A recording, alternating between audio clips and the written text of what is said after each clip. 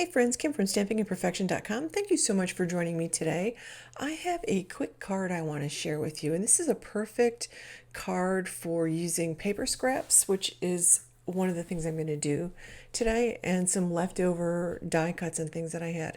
So I'm using this sketch, and this sketch is sketch 397 from the Atlantic Hearts Sketch Challenge. It's atlanticheartschallenge.blogspot.com. I'll put this below. And when I was looking at this, I interpreted this whole thing as the card, including the white. So I interpreted it as that box with the three different pieces and the sentiment and everything as a smaller part of the main card, because I really like the idea of having some white around the edge. So that is how I'm actually going to do it. You could really just look at the gray and the purple and just create a card that way, but I don't know, I just kind of wanted to have some white around that whole piece. I really like the way it looks. I'm using this whole sketch. So this is a weekly sketch challenge, and we would love for you to participate if you'd like to. I'll put the link below. It's a lot of fun, and the people are super nice. So I'm starting with a piece of scrap navy blue cardstock that I had, and I actually have this cut at 4.5 by 3.25. Like, that's the size of that. So that's what I'm going to use. I have a white card base. This is 5.5 by 8.5. I scored and folded it at 4.25, and that blue piece is going to go right in the center. So I'm going to cut down this piece of pattern paper. I love this paper. I think the colors in it are gorgeous, and I pulled it out of my Christmas stash, and I have no idea where this set of paper came from. I am assuming it came in one of my Christmas card kits, probably the Simon Says kit last year, but I don't know what brand it is. And I can tell you that cardinal paper right there is going to become a Christmas box, and I'm going to put some chocolates in it for my mother for Christmas because she loves cardinals, but this paper is just stunning.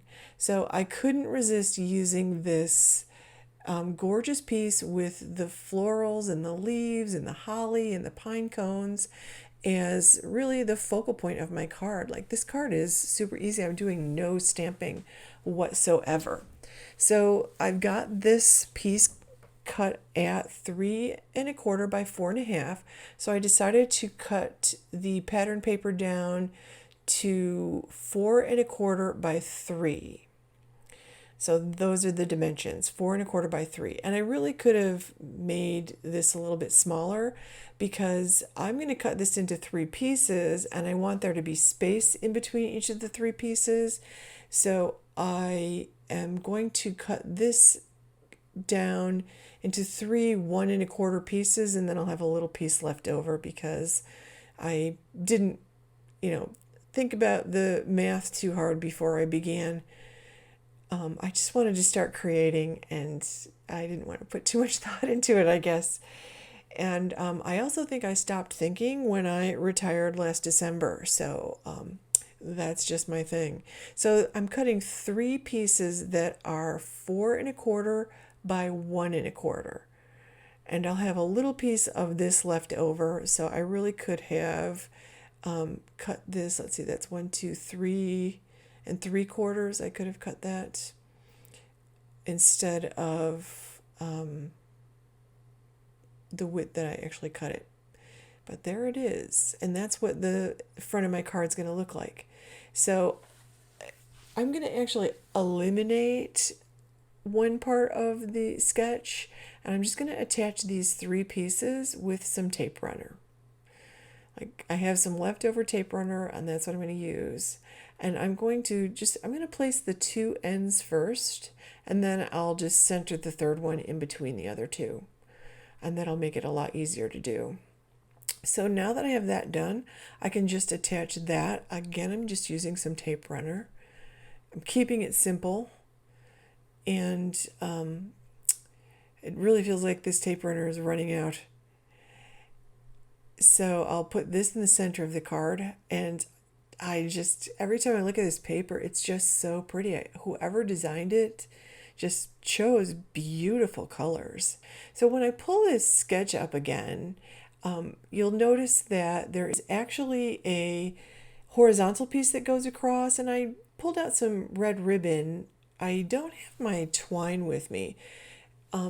And I didn't like the way the red ribbon that I had, like it just wasn't the right color. So I decided to leave that piece out. I suppose I could have used a piece of red cardstock or something, but I had these pieces in my little die cut cup. These are my extra pieces. That Merry and Bright I got from scrapbook.com for free. This is a Sizzix die cut, and I love this. And I'll put the scrapbook.com links below because they are having their 12 days of Christmas right now. So check that coupon tab at scrapbook.com for the daily freebies. They're giving away a ton of stuff. If you make like a $20 purchase, you can get whatever they have for free that day. And some days they've been giving away like 3 things. So I cut this in a kind of a yellowy green color, and I die cut that 4 times and just glued those together with that multimedia matte glue that I have there. And I still love this glue. I don't know why everybody was using it and then all of a sudden they're using different things. I still like this. I think this is a great product. I love that it dries clear. I have a little applicator tip that I bought to put on this jar, and that thing has been, this is a year old, that little tube of glue, and you can see I'm using quite a bit there.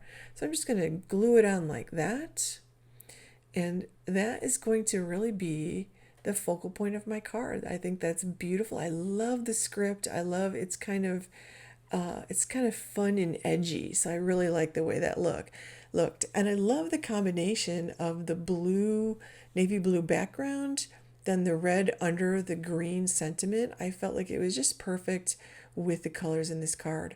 So I'm going to pop this up on some of that 3M foam tape and put that in the center, even though the sketch kind of calls for it to the side, and this is a little big for what the sketch calls for. I'm just interpreting the sketch my way with the things that I have, and that's going to complete my card. So we'll put links below.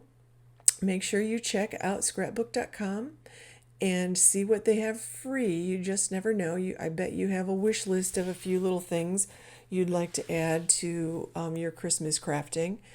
And make sure you stop by my blog at stampingimperfection.com. Please give this video a thumbs up and subscribe to my channel while you're here. And click the bell so you get notifications every time I upload a video. And when you go to my blog at scrapbook.com, please make sure that you sign up for my newsletter, because I have an announcement that I'm going to be making pretty soon for my subscribers. So thank you so much for watching. Have a wonderful day.